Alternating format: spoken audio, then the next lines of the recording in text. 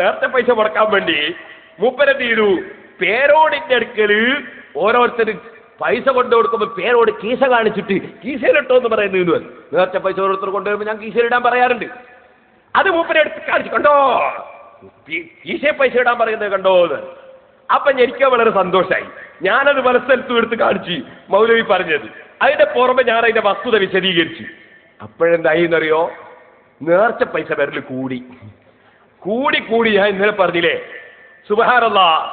ഇപ്പോഴും അന്ന് മൗലവി ആദ്യം ഇവിടെ വരുമ്പോൾ 2 ലക്ഷം റുപ്യ നേർച്ച കിട്ടാറുണ്ട്.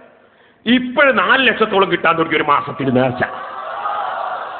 അപ്പൊ എന്തായി എന്നറിയോ, എന്റെ കീശയിൽ കൊണ്ടുവന്നിരുന്ന പൈസ കീശയിൽ നിറഞ്ഞിട്ട് പിന്നെല്ലാം കൂടി കനത്ത് എടുക്കാൻ കഴിയാണ്ടായി.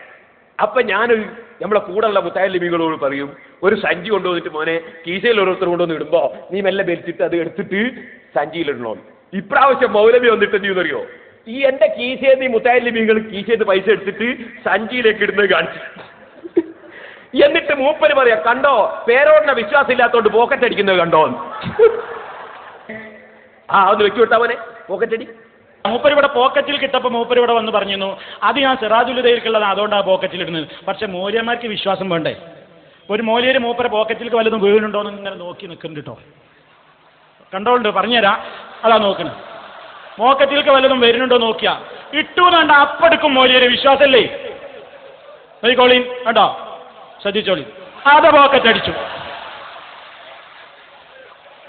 എന്തിവിടെ വന്ന് പ്രസംഗിച്ചിട്ട് എന്താ എന്റെ പോക്കറ്റിൽ ഇരുന്നത്? അത് മുങ്ങലിവിടെ ഒന്നും പറഞ്ഞ് നിങ്ങളെ ആൾക്ക് വരെ വിശ്വാസമില്ല. വീണ അപ്പം പോക്കറ്റ് അടിച്ചു മൂപ്പര്. വിശ്വാസം വേണ്ടേ? സ്ഥിരം കാണിച്ചോളട്ടോ, സ്ഥിരം കാണിച്ചോളൂ. നിങ്ങളും ഇവിടെ നിന്ന് പറഞ്ഞതായി പ്രാവശ്യോ. അപ്പൊ നിങ്ങളൊന്ന് ആലോചിച്ച് നോക്ക്, ഇയാൾക്കല്ലേ എന്താ പറയണ്ടേ ഇയാളെ പറ്റി.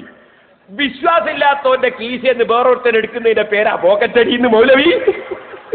ഈ പോക്കറ്റടി എന്തിനാ പറയാന്ന് കൂടി ആയത്ത് നിങ്ങൾക്ക് മനസ്സിലാവില്ല, ഹദീസ് നിങ്ങൾക്ക് മനസ്സിലാവില്ല. എന്നാ നിങ്ങൾക്ക് സാധാരണ എടുക്കുന്ന പണിയെ പറ്റി ആരും വിവരം വേണ്ടേ?